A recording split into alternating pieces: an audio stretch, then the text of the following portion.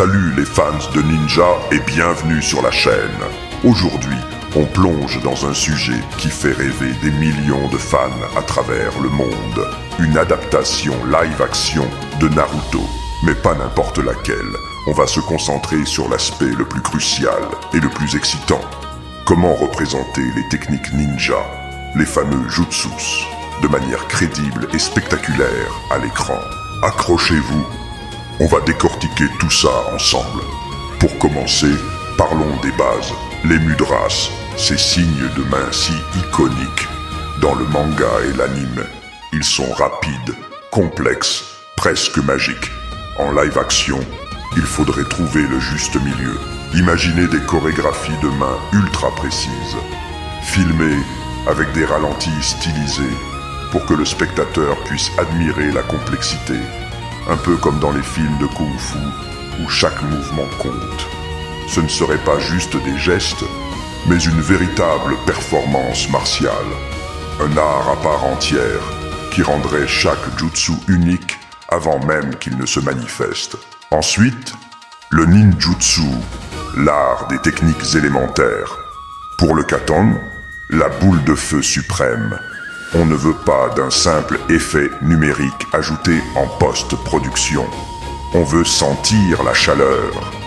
L'idéal serait d'utiliser des effets pratiques, comme de vrais lance-flammes contrôlés par des professionnels, combinés à des effets visuels pour amplifier la taille et l'impact. Pour le suiton, les techniques d'eau, imaginez des scènes tournées dans d'immenses bassins, avec des canons à eau surpuissants, créant de véritables murs liquides ou des dragons d'eau. La clé, c'est de rendre ces éléments tangibles, presque palpables pour le spectateur. Passons maintenant au taijutsu, le combat au corps à corps. C'est là que l'adaptation pourrait vraiment briller.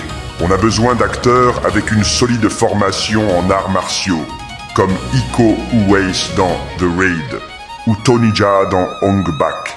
Imaginez un combat entre Rock Lee et Gaara avec cette intensité. Des chorégraphies rapides, brutales, où chaque coup a un poids réel. On veut voir la sueur, sentir la puissance des impacts. Pas de câbles visibles ou de cascades qui défient la gravité de manière absurde. Le taijutsu doit être ancré dans la réalité pour que l'ouverture des 8 portes célestes par Lee soit un moment de pure tension et de sacrifice physique. Et bien sûr, comment ne pas parler du genjutsu, l'art de l'illusion. C'est peut-être le plus grand défi. Comment montrer à l'écran qu'un personnage est pris dans une illusion sans que ça paraisse ridicule. Au lieu de simples effets visuels étranges, on pourrait jouer avec la mise en scène, à la manière d'un film comme Inception. Des changements de décor soudains, des boucles temporelles, des lois de la physique qui se brisent subtilement. L'idée serait de plonger le spectateur dans la confusion en même temps que le personnage, de lui faire douter de ce qui est réel. Le Tsukuyomi d'Itachi pourrait devenir une séquence de pur cinéma d'horreur psychologique, un véritable chef-d'œuvre de tension. Enfin, les invocations. Voir Gamabunta apparaître en plein milieu de Konoha, ça doit être épique. Ici, les effets spéciaux de pointe sont inévitables, mais il faut que la créature ait du poids, de la texture. On doit sentir le sol trembler sous ses pas. L'interaction entre l'invocateur et sa créature doit être parfaite pour que l'on y croie une seule seconde. En résumé, pour une adaptation live-action réussie de Naruto, il ne suffit pas de copier-coller l'anime. Il faut réinterpréter, adapter et surtout respecter l'essence de chaque technique. Un mélange intelligent d'effets pratiques, d'effets visuels de haute qualité, de chorégraphie martiale exceptionnelle et d'une mise en scène créative. C'est un défi immense, mais si c'est bien fait, ça pourrait être absolument légendaire. Voilà pour cette analyse. Dites-moi en commentaire quelle technique vous rêveriez de voir en live-action et comment vous l'imagineriez.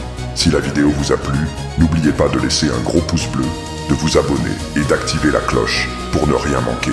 Merci d'avoir regardé et à très bientôt pour une nouvelle vidéo. Ciao!